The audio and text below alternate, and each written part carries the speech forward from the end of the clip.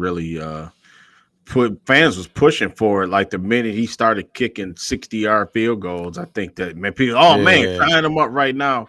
I mean, because it's almost like yeah. having you know, like remember we didn't have to worry about a kicker when like in a day Stafford day with Prater and you know what I'm saying. Now it was like now the kicker issue. Spoiled by Jason Hanson all those Yeah, all years, and those years we never yeah. had a kicker problem except for the last 3 years. You know what I'm saying? What was the fat kicker that they had? Hey, What was hey, hey, what was the fat. guy? Don't No, get us canceled now. the guy from the guy Ruben-esque. the guy who was from Tennessee. What was his name? Man, I can't think of his name. I forgot his On name too, top of his, but yeah, it was him. yeah. And remember we had three kickers in one season. I can't even remember on top of my head. 2 years, like during the COVID year, I think it was. So yeah, I Yeah, mean, was it Riley Patterson? Yeah, we I think since day one of the mhm, rebuild, kicker is the one position they never figured out. And we hoping that they figured it out now, you yeah, know. yeah, for sure. Yeah, because I mean, it's intriguing. I mean, I'm glad that the Lions doing their homework and like they all remember Brad Holmes did say that he constantly is trying to upgrade the team. No matter, it doesn't have to be free agent period per se. It doesn't have to be, he's always looking to upgrade the team. So that's one thing I do like. We know he will sign somebody, at the end of training camp or the end of preseason, Yeah. he I wants mean, to well, put let's be honest about it though. I think the rule changes in regards to special teams had a big role to play in this too, I believe. Because now that kick returns matter a whole lot more into the game, now you put yourself more entrenched in the serious um situational football. You don't have to always go for the touchdown now. Now it's gonna be times where you may be down by 2 points. And with down by those 2 points, you mess around, you kick the field goal, now you back in play. yeah. Especially if you get a big return. Say you get a big return by Maurice Alexander or somebody Mhm. out to the 50-yard line. Now you're just playing the clock for the kick. So I think it Yeah. matters a whole lot more now. Yeah. Yep. Play calling. And you're right about that, Walk, because it was like, and I think Campbell's still gonna coach the same. I don't see him, not going for it on fourth down less, you know what I'm saying? But maybe, like you said, maybe it just cuts it down. Maybe instead of 53% of the time we going for it, maybe it turns it chops it down to 30%. You know what I'm saying? Because maybe he 30. feels, confident that we can kick a over 50-yard field goal. You know what I mean? Think about it. I mean, the play calling, like you said, if you're playing the clock and you playing the kick, you're just playing basically to get field goal range. You're playing it safe. You know what I'm saying? Before, we was like running plays to get as much as we can possibly score, because once we inside the 10-yard line, the Lions was turning around and handing the ball off to Montgomery, and that was highly effective with that Yeah. offensive line, man. You know what I'm saying? With our offensive line, because 1st and 10 from, let's just say, from the 12-yard line, the Lions was getting there. Like 70, I'd like to know the percentage of that. Like within 10 yards or 15 yards in, or we'll just say the red zone. Lions was I know the second half of the season wasn't as good as the first half of the season, but I think that was due to the fact people was banged up. Montgomery was nicked up a little bit. The offensive line was nicked up. So yeah, I mean, I agree. I think this kicker thing, it's gonna be very interesting, because even James Turner, I think, Walt, is another Yeah. guy I've heard he's been booming kicks. He rookie kicker has been booming kick. I think he's from Alabama. I think James Turner played Alabama. Yeah. So yeah, Badgley, it's some heat on him. But clearly they not comfortable with Badgley going into the season. You know what I'm saying? Yeah. Yeah. So Yeah, you're definitely right. with good reason. With good Mhm. reason. All right, so that's all. That's a little bit of conversation before the Jameson Williams video about Bates, the new kicker. We're gonna have a video dedicated to him next week. But tonight, the man of the hour is former Bolitnikoff runner-up to Jordan Addison, Jameson Williams. Year 3. Is this the money year?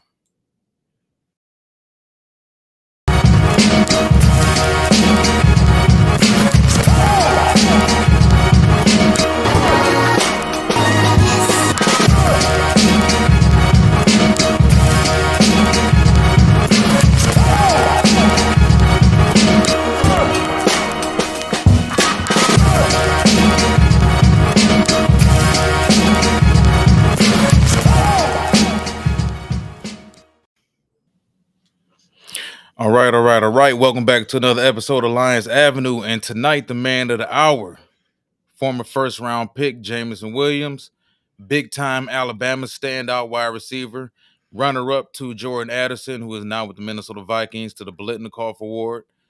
And this is a situation where, man, I don't think it's a stretch to say the development of this offense and the ceiling of this offense is all revolving around Jameson Williams. You talked about it in the pre-video show about us not having anyone on this team quite like him. He's unique. He's a unicorn. He's one of those guys that can impact the game by only touching the ball 3 or 4 times. It's only a handful of those types of guys in the league. Is he a possession receiver? No. Is he a 112, 120 catch type of guy? No. He's not a volume catcher. He's a difference maker. And I agree 100%. I think he's a guy who, if everything is true that we've heard so far in OTAs, you talked about it, I talked about it, physically, the difference visually in his body, the thickness in his lower body, mainly his legs and his calves. He looks more powerful. He looks more physical. He looks more filled out. He looks to be kind of reaching his grown man body, at least for his body type. And I think that's something people don't really understand. You look at guys like him, Devontae Smith of the Philadelphia Eagles. These are guys who have those types of slim. I forgot what type body types they call them though, but those wiry, strong like Rip Hamilton. Now, Rip played basketball, so we never expected Rip to fill out physically like the way a football player would. But Devontae Smith is in year 3 now, and he's starting to physically fill out a lot more. Jamo, year 3, he's about to he looks to be physically filling out a whole lot more, reaching Mhm. his definition of grown man body. Yeah. What do you think about what's going on with him now? Because if you go back to Alabama, because I think this is key in the maturation, so people really get some context to this. Didn't play much at Ohio State. He played in 11 games in 2019. He played in 8 games in 2020. Found himself in a very crowded wide receiver room with Chris Olave, Garrett Wilson. They had Marvin Harrison Jr. coming in also. They had some other guys there too. So he figured he'd move on to Alabama. Linked up with the eventual number 1 overall pick in Bryce Young. And Mhm. then he had 15, what was it? 79 catches for 1572, 20-yard average, 15 touchdowns. I think that's kind Yeah. of what he is. Yep. Yeah, and his production kind of remind me of Hendon Hooker and Jalen Hyatt. It's just highly comparable to what he did. You know what I'm saying? Having Hendon Hooker at quarterback. Now you go to Alabama, same thing. Bryce Young, getting a guy. Even though his situation was reversed, he was the one that actually transferred instead of the other way around. But yeah, I mean, 15 touchdowns in a college season, Wall, is not nothing to sniff at. You know what I'm saying? It's not nothing to discount. I mean, obviously, Jameson Williams can play. You know what I'm saying? And I know it's hard to say that when you look at a guy that's got 25 career catches. I think it is. Yeah, I think it's 25 career catches in his Lions career right now. 4 touchdowns. Um, it's something there. You know what I'm saying? It's something there with him, man. He's not a guy like you said that may not catch 100 passes, or he may not even catch 80 passes. You know what I'm saying? But he should have double digit touchdowns. You know what I'm saying? He should have 6 or 7, 8 plays this year. We gonna look back at with the highlight reel, like, man, you know what I'm saying? This was incredible. You know what I'm saying? He's got the wow factor. He's got the it factor. It's a reason why they drafted him 12th overall. You know what I mean? It's not like they was reaching. I mean, they saw what everybody saw. His year at Alabama. So I just think that, like you said, Walt, I just think that coming into it, and we talked about it before the show, like he's got to just earn the trust of Jared Goff. I think that's the only thing right now. Goff has got to be locked in and knows that he can count on him when necessarily, you know what I'm saying, where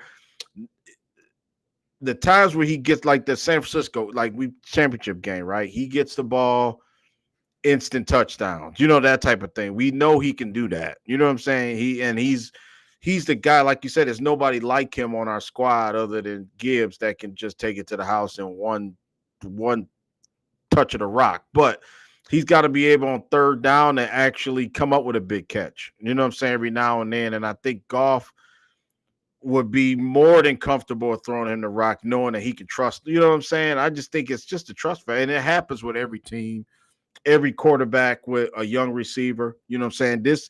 This year has the makings to set it's set up for Jameson Williams. They didn't bring a receiver in. I was kind of, I was hoping they would draft Malachi Corley. I was kind of, Xavier Liggett. I was hoping they would add a receiver. You know what I mean? Javon Baker. Yeah, It Javon was a ton of Baker. guys in this Ton past of class. guys So, that yeah. in this draft. This draft was loaded with receivers, man. And they didn't bring any of those guys in. They got Isaiah Williams. They signed a couple undrafted free agents. Isaiah Williams from Illinois. What's the other? Calhoun from Duke. Both of those guys. We mentioned Still Antoine Green. developing Antoine Green. Yep, Yeah. still was developing. So they didn't do that, Walt. They didn't bring in anybody else. So I think that the organization trusts him, or they expecting the big things from him. You know what I'm saying? And I don't think that that's the wrong move. I do. Me and you believe that he's going to be a key part of this team. I do. You know what I mean? And I think that with Ben Johnson, man, at offensive coordinator. I mean, you give him a locked in Jameson Williams and have no off the field crap. You know what I'm saying? All of that other crap, no injuries. He was at OTAs. He was at, mandatory training camp working. I mean, it just for him, while it's set up on a tee for him to really come through and make a big impact this year, I believe. So Yeah, I agree 100%. And just to put a little bit more context on this, you're talking about his maturation from 2022 to 2023. 2022, you're looking at him playing in 6 games. He had 9 targets, 1 catch for a 41-yard touchdown. We remember that against Minnesota. Then you're looking at year 2023 last year. Played in 12 games, started 10 games. He had 42 targets, 24 catches for 354, 15-yard average, and 2 touchdowns. If you look at 3 years in college, 2 at Alabama, or 1 at Alabama, 2 at Ohio State. yeah, 18 yards, 17 yards, 20 yards. So I think in theory, that's what he is. He's a guy who, at his best, if he's back to that Alabama elite type of physical talent level that he was, he's a guy who's a 20-yard catch type of guy. yeah, Whether it's an end around, we see that. Whether it's an end around, if you give him any space, he's gone. mm-hmm. And he's also shown the ability to run through people. He'll get physical with you. So the toughness and the dog is out there too. So I think for me, year 3, if he was in a situation where he was more of the number 1 guy, the number 2 guy, the number 3 option would be different. Yeah. You mentioned where he was rated coming out. If it wasn't for that ACL, I think he would have been the first receiver off the board. Yeah. Because I think Atlanta took Drake. They took Drake London at pick 5. 7, I believe. Yeah, I think Something it was like that. 5th overall. Yeah. Yep. Yeah. He was trending to be the number 1 receiver off the board until that injury, I believe. And he would have been the number 1 receiver off the board if it wasn't for that injury. So if you factor in not playing really too much, 2 years at Ohio State, having 1 monster year at Alabama, tearing his ACL, that right there set his development back tremendously. Yeah. Getting to the NFL, being a pure speed wide receiver, having to adjust to the NFL game, having to adjust to being able to be a pro more than anything else. Learning how to be a pro, learning how to study like a pro, learning how to go through practice like a pro, training like a pro, taking care of your body during the off season like a pro. He's officially a pro now. And I don't think a lot of fans understand what I'm saying. Yeah. Just because you played 3 years in college doesn't mean you're mentally ready to be in the NFL, especially for a wide receiver like him. People say, well, Jamar Chase hit the ground running and Justin Jefferson did and this guy did and that guy did. We have to accept the fact that players grow and they mature at their own pace. Mm-hmm. Now, I think, like I said, if he was in a situation where he was being force fed the ball more because they needed him more, a team needed him more, it would be different. But considering he's sharing snaps, he's sharing targets with Laporta. I'm pretty sure Jahmyr Gibbs is going to get more targets out of the backfield as well as in the slot. St. Brown is penciled in for his 140 targets. Mm-hmm. Um, Yeah. it's going to be rough for him. It's going to be rough. So I'm thinking myself, if he can go from 24 catches to 69, 70, 71, something like that, go from 354 yards to flirting with 1,000, because it's going to be rough for him to get 1,000, I think. Unless, let's say, for instance, we have a terrible issue with injury wise with the running back room. Mm-hmm. God forbid. And Gibbs is hurt off and on all season. Montgomery has his health issues off and on all season. And it turns out to be a season offensively where Jared Goff has to shoulder more of the load. And he has to throw the ball more. Then I could see something like it happen where Jamo can end up with 11, maybe 12. Yeah. But yeah, I think there's still a slow maturation for him, just simply because I think he's physically ready to go, but they just have so much. They have an abundance of riches on offense, Mm-hmm. which is something we haven't been able to say as a Lions fan in a long time. So I think Jameson and Spirit of Detroit brought this up. Lamar brought this up. Word to him, credit where credit is due. Yeah. Jamo just may be a victim of where he plays. Why his stats may not ever be like Tyreek Hill stats, or may not ever be like Randy Moss type stats or whatever, because he plays with so much talent around him in Detroit. Yeah, but see, sometimes in that regard, when you're dealing with that type of talent and maturation process, sometimes it might be that might be the best scenario. Like, you know what I'm saying? I mean, he may not be a number one guy. You know what I mean? He may not ever be. You know what I'm saying? Like, let's just say if I'm gonna go to another team and to get a bigger role, or maybe that's not what he is. You know what I'm saying?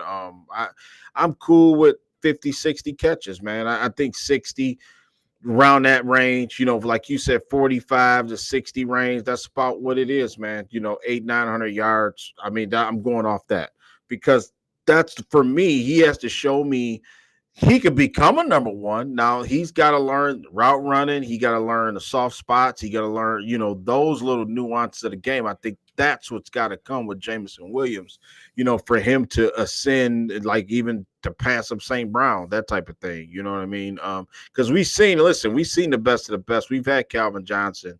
We know what a receiver looks like. You know what I'm saying? We know what a receiver, a dominant receiver can be. We've seen, And he I'm works. yeah, right. The way he works. And St. Brown is the closest thing to Golden Tate. Well, but he may be better. He is better than Golden Tate ever was. So in the Lions uniform. Good So comparison too. we've had receivers that could, get open and stuff like that. So I just think that he just got to stay the course. Can I think he do it? Absolutely. I think speed, you can't coach speed. So now he got to use it to his advantage, man. You know what I'm saying? He got to use Yeah. that to get out of the digs quicker. He got to use it to get to hit that sideline. But number the other elephant in the room, the number two question is Goff has got to be able to, he's got to be on point with Jameson Williams. I think it's timing. I think it's all about timing, and I'm glad that the off-season workout started early with Jameson Williams and Stafford. Stafford and Jared Goff. You know what I'm saying? So I, I like everything I see because I expect a big season out of him just because I think it, like you said, now I think I'm glad. I like the way you put that. Now I think we got a football player now. You know what I'm saying? Like Xavier Worthy is this year's Jameson Williams ran fast as hell. You know what I'm saying, in the 40. To me, I think Xavier Worthy's more polished as a receiver, I believe, than Jameson Williams was coming out of college at this time. But I, Ooh, I I, don't I think that know. right now they kind of in the same boat. So as far as like talent wise, speed, now you got to learn how to be a number one or number two guy and be dependent on, man. Because think about it, when you trying to move the chains or you trying to like you said, get into field goal range or you need a 3rd and 2. It's easy to make a play on 2nd and 1, like you said, when it's kind of when you got the defense kind of off their heels. But when they know it's coming, like when St. Brown, they know and 8, 3rd and 7, it's St. Brown time, it's Laporta time, and they couldn't stop it. You know what I'm saying? So now Jameson's got to get that part of the game to where, you know what I'm saying, other teams know it's coming, but they still can't stop it. You know what I'm saying? You got to be smart. So yeah, I like, and then too, another thing, Walt, I think the coaching staff, I don't think that people are saying it enough. I think this organization believes in them, man. You know what I mean? A lot of negative stuff happened for the organization to basically say, you know what, man, after this season, we're going to move on, or we're going to draft another guy similar to him and move on. You know what I mean? We've seen it with other guys on the roster that they drafted at the same position and as a guy that's entrenched as a starter, and we've seen how that's went. You know what I'm saying?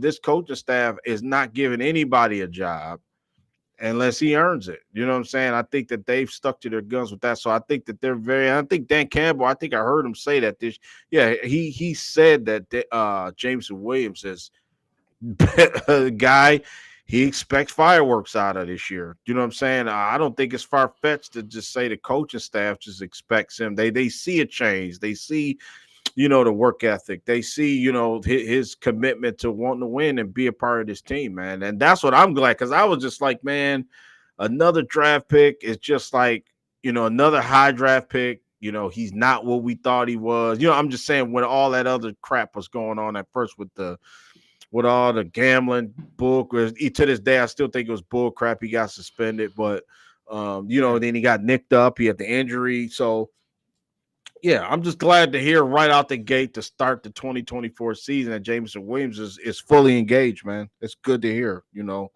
So Yeah, I think his work ethic is something that they never challenged.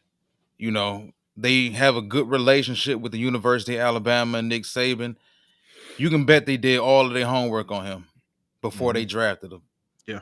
He was a hard worker. It's hard to find a receiver of his caliber who was up for the Bolitnikov that was willing to go out there on special teams as a gunner and run downfield and hit people. So I think it's one thing is this: you cannot suppress, or you can only suppress talent and hunger for so long. Greatness is when talent and hunger meet. Prime example for people who say, he didn't hit the ground running, so he can't be great. It took what, to year 3 for T.O. to become T.O.? Yeah, right. Remember early on, he had a case of the drops. And who did he play behind? He played behind a veteran, the all-time great in Jerry Rice. John Taylor. And J.J. Stokes to a lesser extent. J.J. But Stokes. he had the dudes. He had established dudes ahead of him. Yeah. That's right. He had a case of the drops early on. So he didn't hit the ground running. He struggled early. Look at Antonio Brown, where Antonio Brown came in it. Antonio Brown started out on special teams. He worked his way into the wide receiver room. By year 3, year 4, that dude took off. So, and it got to a point where it didn't matter where Antonio Brown got drafted.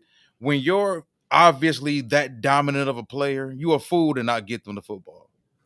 And if Jameson Williams by year 3 becomes an Antonio Brown, Terrell Owens type of talent, you can't suppress that. Yeah.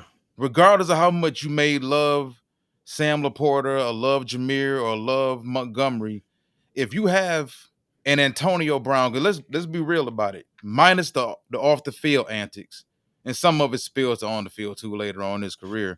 That's right. You could make the argument that after Calvin Johnson, Antonio Brown was probably the most consistently dominant receiver of that era. I mean, Julio was dominant, but Julio had a lot of injury issues. He wasn't really consistent the way Antonio Brown was. At 5'11", 5'10 and a half, Antonio Brown may have been the most scariest wide receiver in football after Calvin Johnson. So if you can get that type of potential talent in Jamo and with higher character, hell yeah. Yeah. And we've been saying this since day one. We never thought prior to that draft, me and you had no idea they was thinking about Jameson Williams. We was hearing about Garrett Wilson, remember? That they like Garrett Wilson a lot. And I love Garrett Wilson. I'd have been okay with Garrett Wilson if they would have took Garrett if that was the case. But Yeah. We didn't really talk much about Jameson Williams because we didn't have any ideas that they would have been eyeing him, but they fooled us. They traded up for him. Yeah. Yeah, yeah, and you're right. And that speaks volume. I know it's a lot of times we see bad picks every year, with these GMs and stuff like that. You know what I mean? I think that he, like I said, the Jameson Williams has got one thing going for him, man. I think that you mentioned being. I like the unicorn reference because he is a difference. He's a difference maker. You know what I'm saying? And you don't have to have 100 catches or 90 catches a year to be a different. Like Jordan Addison was a good comparison. Even though I think Jordan Addison may be a little bit more pie, he is more pie. Great route runner. I love Jordan Addison, by the way.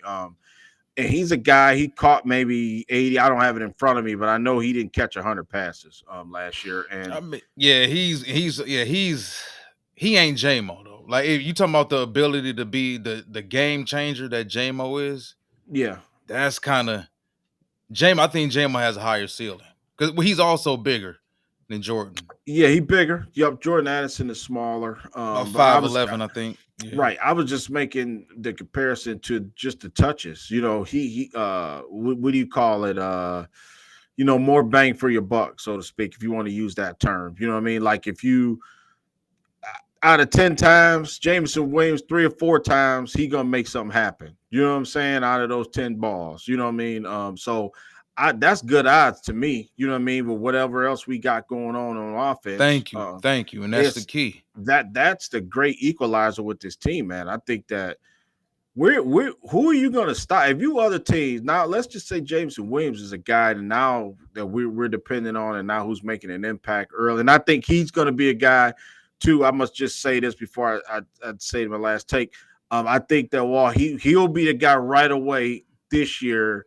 Remember, I said in the last year he'll get into it and start to get more playing. I think this year he's gonna have a huge beginning of the season because I think that he'll be Yeah, ready to yeah. go. You know what I'm saying? Walt, if everything goes good and he's Look how more healthy, confident he played the last 7 games of last season. yeah. Now he right. Remember, we said it at the end. I think we said it like after the Vikings game when they won the division.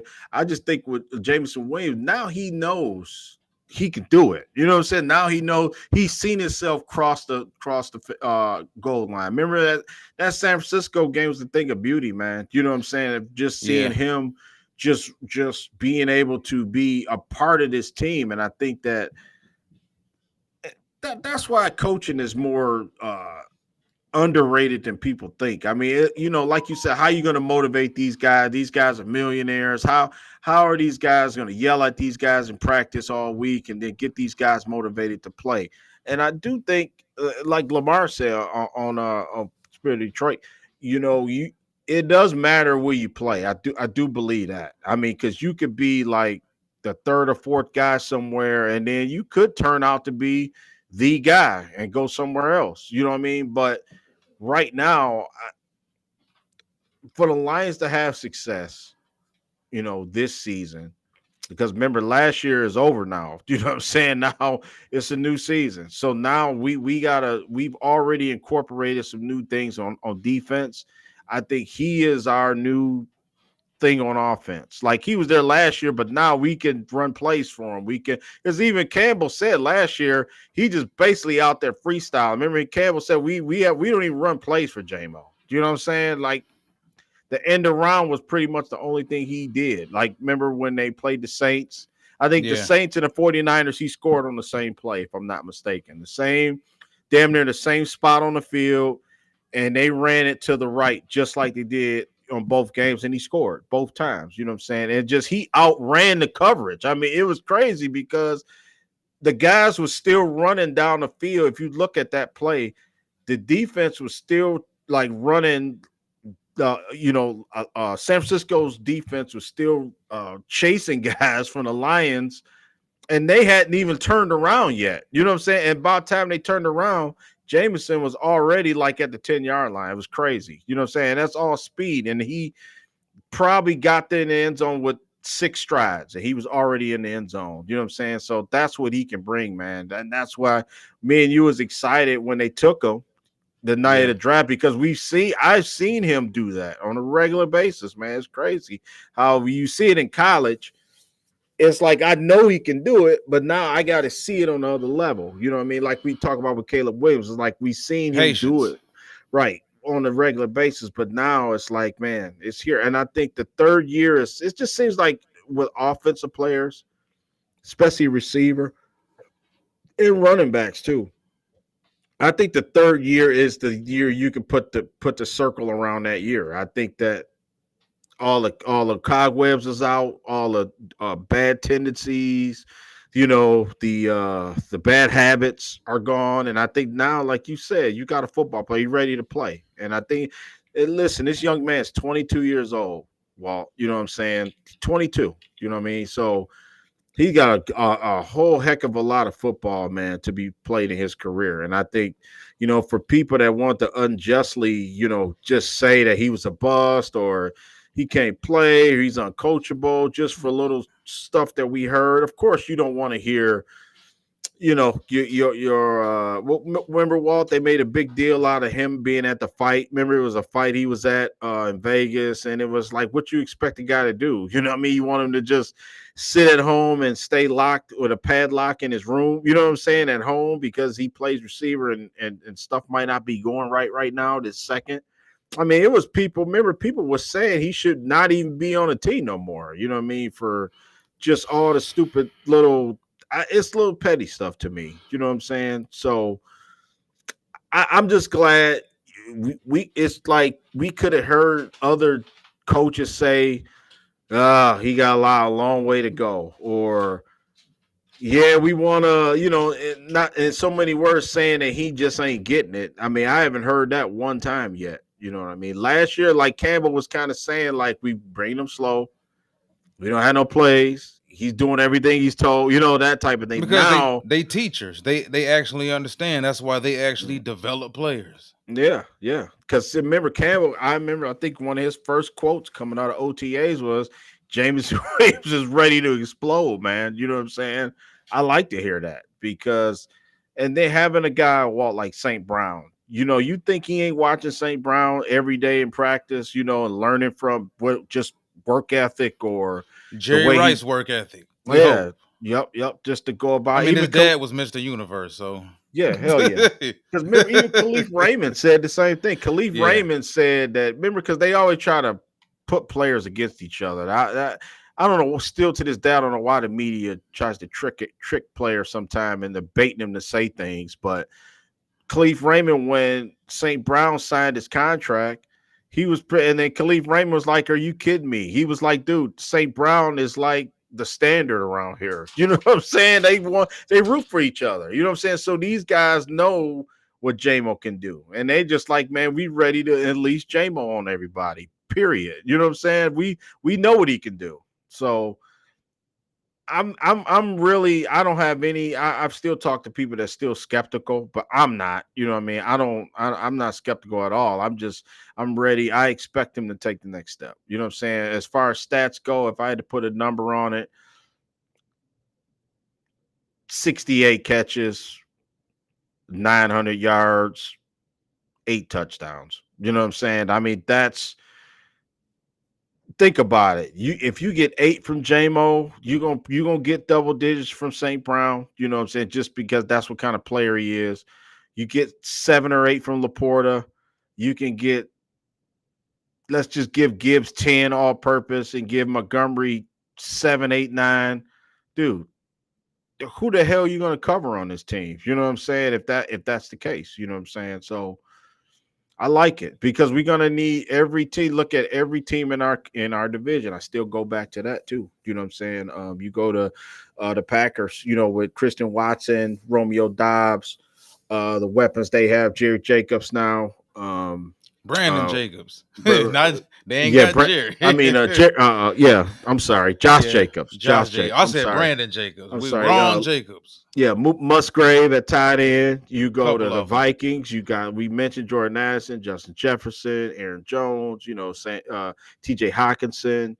You go to the Bears, DJ Moore. Adonze, Keenan Allen, Cole Kmet. DeAndre Swift. I mean, we are really gonna have to match up with these teams scoring wise. I mean, I think though the defense is out the window, I think when we play division games, it's gonna be like high scoring. I really believe that. So Jamison Williams, you insert him to our offense. I just think that it just adds another dangerous element that is gonna be a nightmare for the opposing defense to try to cover this guy, man.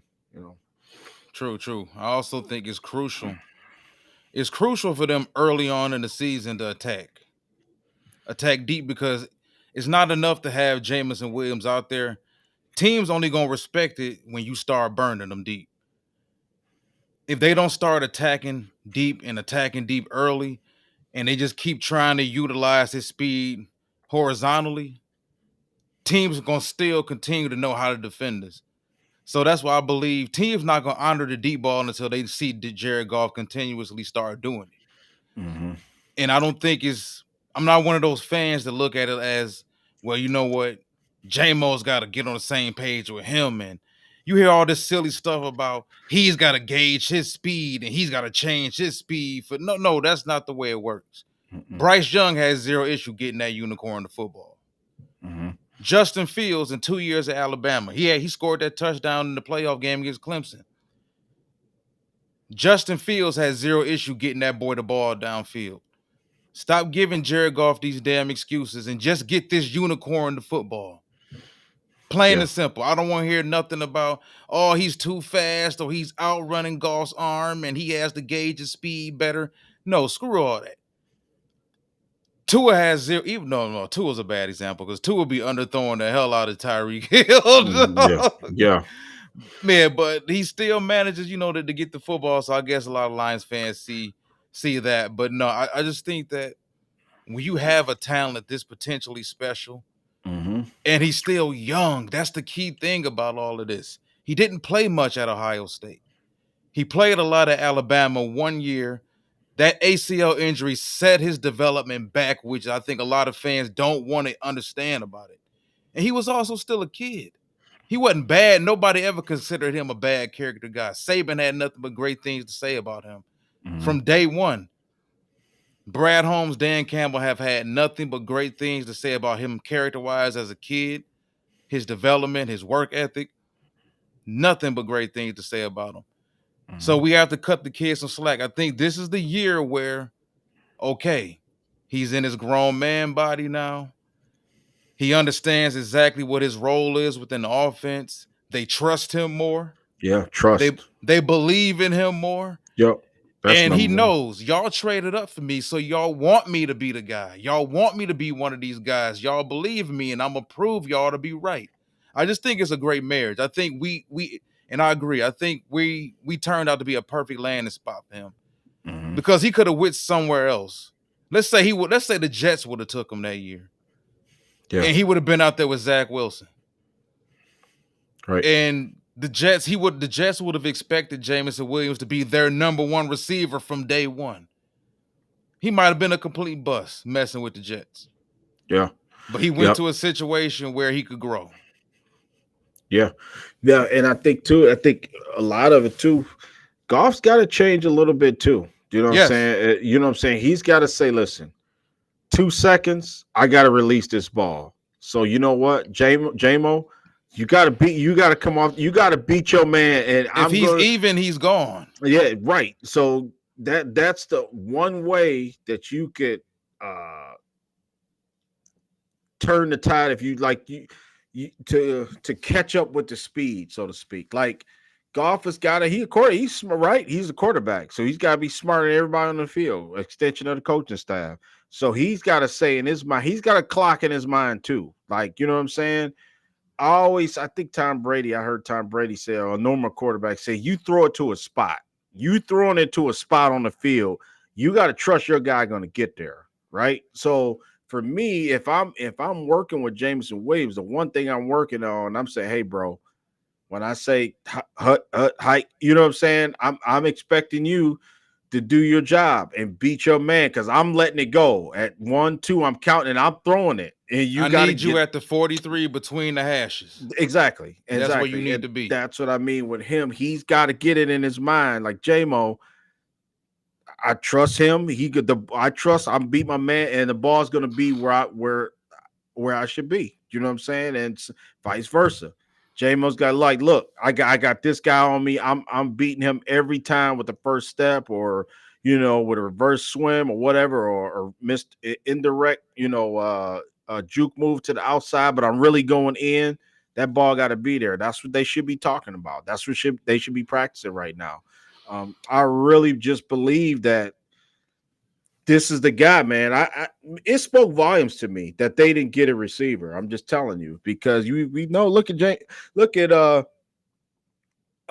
Brett Holmes. That's not even his track record while drafted. It's like he drafts regardless of position.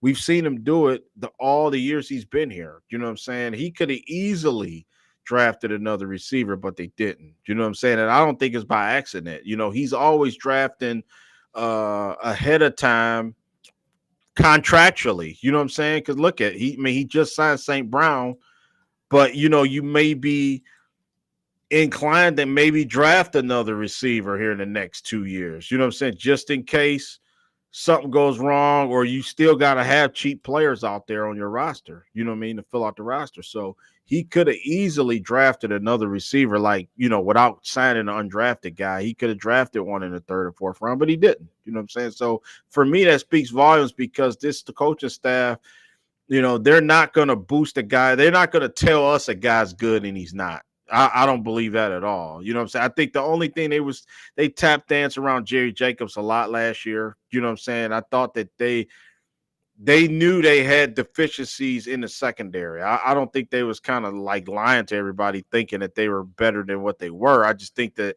remember, they were trying new things. Campbell kept saying, well, we're going to try this, or we're going to get back to work, and we're going to do, you know what I'm saying? So now, same thing with Jameson Winston. For Dan Campbell to come out and name him as one of the players that he's expecting big things. So I think that speaks for. Because I don't think Dan Campbell's that kind of guy. I don't think he's gonna just say anything to just get everybody to appease everybody. If the guy's playing and he's making an impact in practice, he's bringing it up. You know what I'm saying? So that's what I like about it.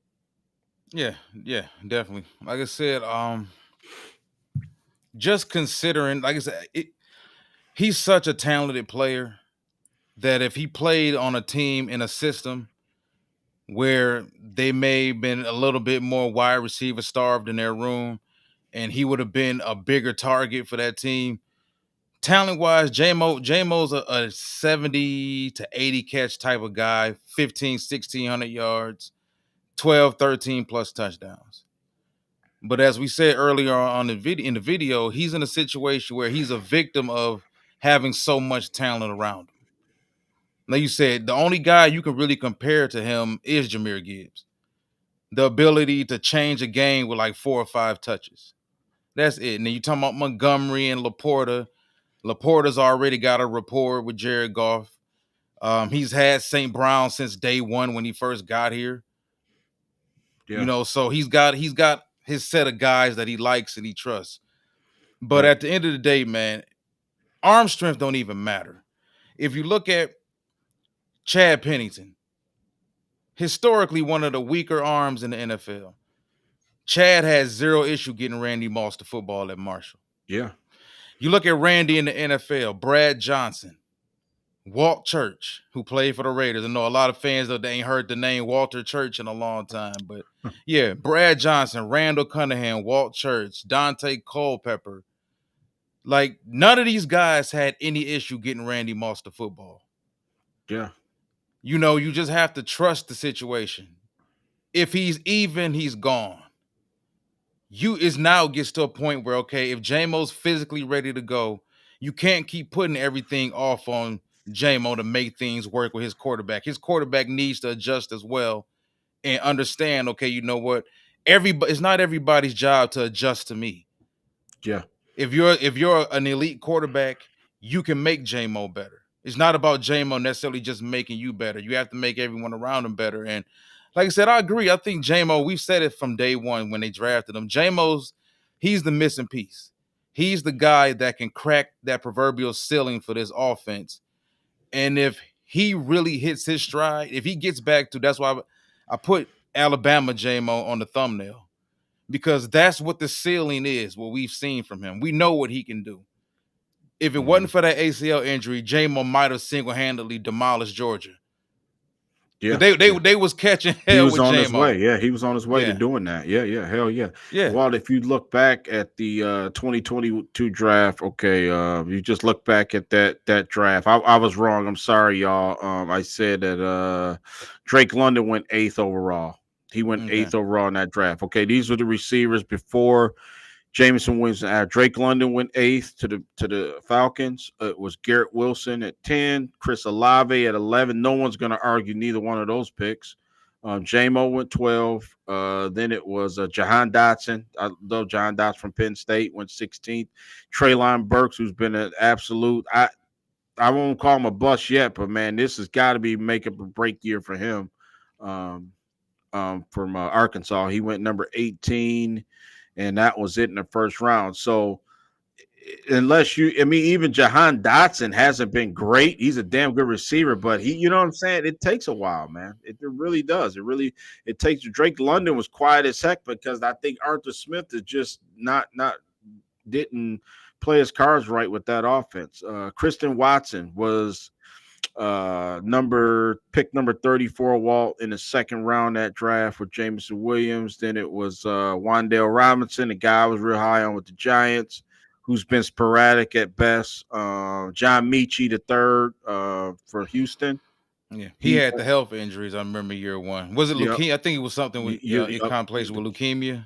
Yes, yep, Yeah, yep. Taquan Thornton from Baylor, from Patriots. Haven't seen him. George Pickens, Alec Pierce, another guy I was real high on, hasn't really done much. Sky Moore for the struggling. Chiefs. Yep, struggling. So just the first two rounds. I mean, it's just what I was getting at is it's like J-Mo is now this is his year. You know what I'm saying? And maybe I think he's in a way better spot than Traylon Burks. You know what I'm saying? Is Traylon if he is he still on the Titans roster? I don't even know if he's Well, still on the yeah, Titans I roster, but think Traylon Burks is in a situation now, even though this isn't a Tennessee Titans show. But it's funny we can talk about it because I think now he's in a situation where he can probably move to that power slot position because they got Calvin Ridley and DeAndre Hopkins on the outside. He struggled so much. Well, at least when he's healthy, because mhm, another issue is he barely healthy. When he's healthy, yeah, he still struggles to separate on the outside. So can he be more of a power slot, a Keenan McCardell type for them? A mismatch against smaller corners in the slot, a mismatch against a lot of safeties, because the boy is 6'2", 220, 225. yeah, So he is a big boy out there. So I think Tennessee's going to learn a lot about him this season because you have less pressure. You got two bona fide number one receivers in Calvin Ridley and DeAndre Hopkins on the outside now. yeah. So now it's up to him whether he's going to make it. So yeah, I just think JMO, man, if he gets back to that ceiling, that talent level of what we saw at Alabama, it's curtains. There's no Mhm. defending this offense at all. Yeah, yeah, absolutely. Yeah, and like I said, what a welcome sight for Ben Johnson. You giving him another guy to incorporate. You know what I'm saying? And I don't think you know it's gonna be easy to cover these guys, man. You know what I'm saying? I don't. You know what I mean? I think it's a handful right now. Remember how potent the offense was last year, and he played sporadically. He did play 10 games last year, 12 games last year, so he played in a good portion of the games. But now, like I said, now I think it's a different setting, a different feel, different expectations. Saying more confidence in him as a player because like I said, it's different when you go out when you can picture yourself doing it and you haven't done it yet. But when you go out there and now everything that's been premeditated or like taken in practice, now you actually going out there and you doing it to your teammates or they see you in practice and I keep an eye on them. I'm just saying, just everybody just Well, keep also an I eye on think Jameson it's Williams. it's a testament to his work ethic in the process, his dedication to the process, because he could be entitled. Like you got some guys who may have had the attitude from day one, man, look, I was picked in the first round. I should be playing, I should be getting more targets than St. Brown. I should be getting this. I should be getting that. Jamo never came across as entitled. Like I said, if you go back to Alabama, Dude, you could argue whether or not he should have won the Biletnikoff over Jordan Addison, but this is a guy who was the front runner for the Biletnikoff for a long time that year, was neck and neck with Jordan Anderson, and he was out there gunning on Yeah, special teams, hitting people. That's a testament to who he is and his work ethic, man. And I think he's earned it. They don't yeah, come, like you said, they don't come across as a regime or a coaching staff that's gonna big up players who out there BSing and half-assing and slacking in practice.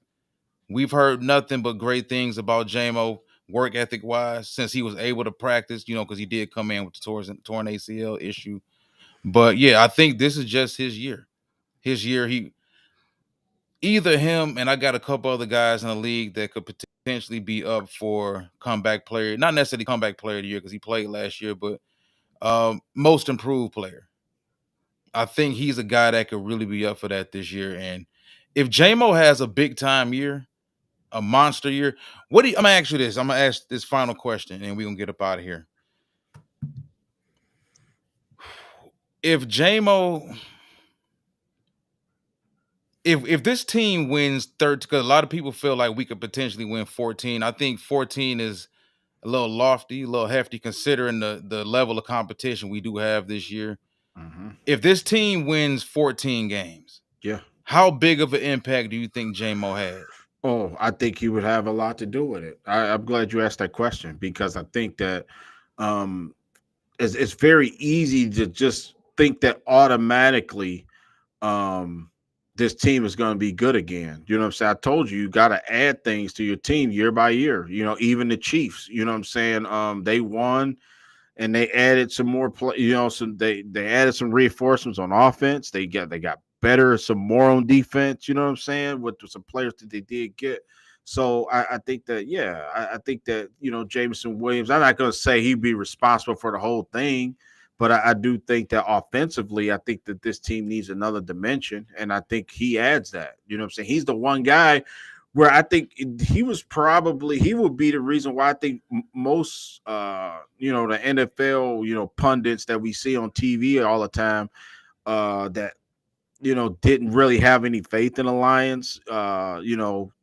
They didn't really believe our offense was dynamic enough. It was like, okay, they know we got a good offensive line, everybody knows that, but they know St. Brown's basically a possession slot receiver, but we didn't have anybody. Jahmyr Gibbs was starting to get that reputation to be a guy that's dangerous. You know what I'm saying? That you got to look out. Even Montgomery, we know his MO. He's going to run past a good offensive line, maybe run over you in short yardage, get a ton of touchdowns, short yards close to the goal line. If you Gibbs is give a him some playmaker. zone blocking, he can maybe get you a 45-yard run or something like Yeah, that. Gibbs is Yeah. is a guy that's like he's a playmaker. Jameson Williams, same thing, Walt. So to answer your question, that means if he's Jared Goff would actually be playing at an MVP level. I mean, I'm gonna say that right there because if you give him another, because Jared Goff threw for over 4,000 yards last year. I mean, if you give him another weapon,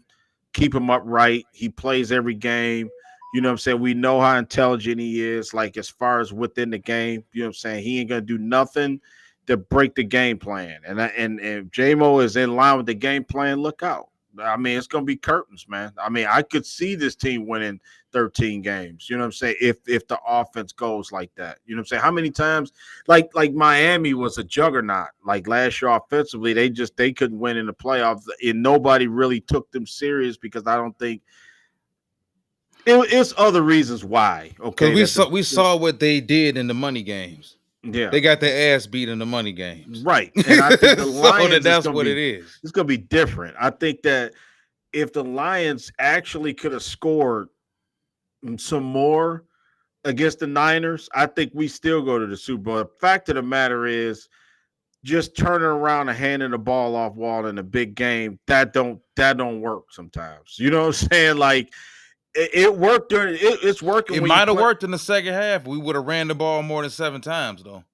Maybe. Now, hey, maybe. But what I'm saying what if we run the ball 11 times? They might win. But not if a team know you can't throw the ball deep, or they know we know we're gonna blanket St. Brown, we're gonna bracket him in. True. let Laporta get 7 or 8 yards, but we know St. Brown ain't beating us, and we know Gibbs ain't gonna beat us. You know what I'm saying? So now you got to make okay. You're gonna take those two guys away. You got to have another guy, man. And I think that he could be that guy. And Yeah. if he does, Walt, this team will win 13 games, That's 13, why 14 that's games. why I hammered earlier on in the video about how key it is for Jared Goff to make defenses respect us deep, the vertical part of the field. Mhm. Because it's not enough to just tread Jamison Williams out there and just assume defense is gonna play you honest. They only gonna keep it honest with you when you start burning them. Until you start playing them deep, they're gonna look at last year's film and they're gonna say, okay, you know what? They got this dude out here that can get downfield. He got Olympic type speed, but they don't utilize him. Mhm. They're not gonna respect you until you start utilizing him on the perimeter and on the boundary. So yeah, Mhm. it's something else, man. It's something I think as Lions fans we're very, very excited about this because this is something we've been waiting on. Um, for the Lions fans like you and I who displayed the patience, yeah, we've been waiting on this. We've seen this coming for a long time, man. And I just think it's tremendous. I'm excited for the season coming up to see what Jamo can do. Um, we Yeah. saw him steadily improve the final 7 games of last season. He started to catch the ball more consistently. You remember the touchdown catch he had in the back of the end zone against San Francisco in the Yeah. playoffs. You and I said prior to the playoffs that we felt Jamo was going to have an impact, and he did.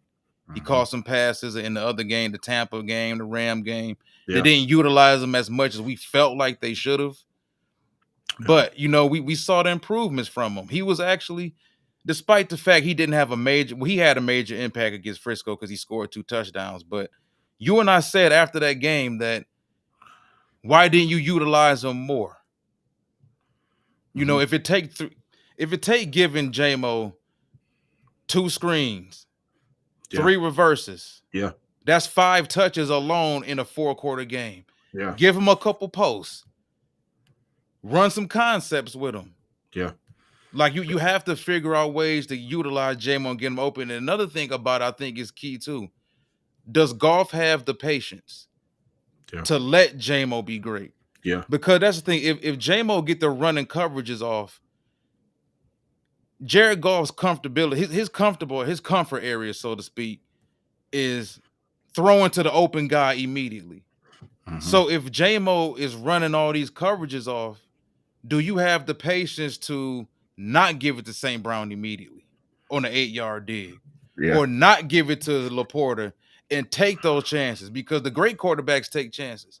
Mhm. That's number Mahomes will still pass up 3 easy completions patience to underneath take. Yeah. to get the 50-yard play. That's the $1 million question. You absolutely right. And I mean that's gonna be the difference of him being an MVP in candidate and possibly getting his team to the Super Bowl wall and then not. You know what I'm saying? It's gonna be, that's gonna be the great question of this team winning 10 games, 11 games, or 14 games. You know what I'm saying? I mean, Jesus. you're right. 1,500 apiece. Yeah, that's a lot. I mean, I don't know if Amon-Ra St. Brown gonna get 1,500 yards. You know what I'm saying? That's a lot. You know what I Jared Goff, mean? a unanimous MVP, Yeah, huh? he'll be MVP if they get fit. Just think, Laporta got to get 1,000, right? Damn near 1,000, and then you put Gibbs Gibbs and ran for 1,300. right. Dude, this would be like the greatest Oh show on turf. man. This would be the new Yeah, greatest show on turf. You know what I'm it saying? If would they was be. to, hey, I'm good with gun guy. I like the prediction because if they do that, they'd be hard to stop, and it would be 14 wins. You know what I'm saying? Because just teams now got a lot of tape on the Lions, but I think that now, remember, they don't have that much on Jamo. They just know he fast, right? They just Yeah, know they Jamo know fast. Jamo fast. He That's it. And playmaker. they know Detroit doesn't utilize him vertically. They utilize him horizontally. Mhm. That's Yeah. all. That's all they know. So just imagine you could send Jameson Williams, put him in motion, and you get one guy to chase him, like you send him in motion. You can either put him in motion, hike the ball, or you put him in motion, and then you know how they do that little flip to the guy that's in motion, give it to him like a wildcat position, let them start off with a head of steam coming downhill and then flip it to them. You know what I'm saying? And that's a deadly play right there. Or you just flat out, if you want to, like you said, make him roll coverage and roll the coverage his way, and then Laporta, somebody open on the other side of the field. You know what I'm saying? Underneath, or like you said, if Jared Goff feeling really froggy, you know what I'm saying, he could throw the ball downfield. You know what I'm saying, and get a short touchdown. So yeah, Ben Johnson got so many. I guarantee you, Walt, it's more plays in the playbook. You know what I'm saying? Just because of and then that's gonna be better for everybody else. You know what I'm saying? That's gonna be better for, like I said, all of our guys on offense. Because if you got another guy now you worried about, I always say somebody's open. Think about it. Somebody's open. If you worry Jamo gonna beat you deep, Laporta, St. Brown gonna get open. One of them two guys gonna get okay. If you're gonna cover Jameer Gibbs or Montgomery can run the ball at that point. You know what I'm saying? Or you can give it to Gibbs out the backfield. So, you know, Ben Johnson, Jared Goff, you would, I feel way more comfortable than I did last year too, Walt, at this time. Because remember, we was talking about that before we go. We was You talking ain't about worried? how, yeah, You know, well, like we a just little, you don't think we're a little too comfortable? I mean, we've I, never had a maybe team overall that we felt this damn positive about, though. yeah, I don't feel like I don't think it's going to be a letdown. I don't think this team will go 7-10 or 8-9 No, or anything no. like that. I don't think so. I The think that character's too strong. Only way yeah, something like that happens is if we just have a catastrophic season full of injuries. yeah, that's the only way. You know what I mean? I just think that that's not going to happen. You know what I mean? Lions are here to stay. So for me, it's like, you know, you got to, if you, I'm talking about elevate our team to Super Bowl caliber team. And the only thing is, too, you're gonna get everybody's best shot now. You know what I'm saying? Being a hunted, so you got to be able to combat that and score some points, man. You got to be able to get down the field and score. Because make no mistake about it, the defense last year, Chris Jones made some unbelievable plays and sealed the Super Bowl. But to get to that point, you got to be able to score, man. You know what I'm saying? You ain't going to be able to score 17 points in the league no more and win. You could if the other team just flat out sucks, but you got to be able to put some points on the board. So I'm glad that we could go toe to toe with any team in the league, and Jameson Williams just adds a dimension that this team never had. So Definitely. Way to cap it off. Another Detroit Lions. What? Well, Detroit Lions uh, review video. We yeah, in oh man, Lions Avenue. Read the top. Read the top. yeah, Lions Avenue.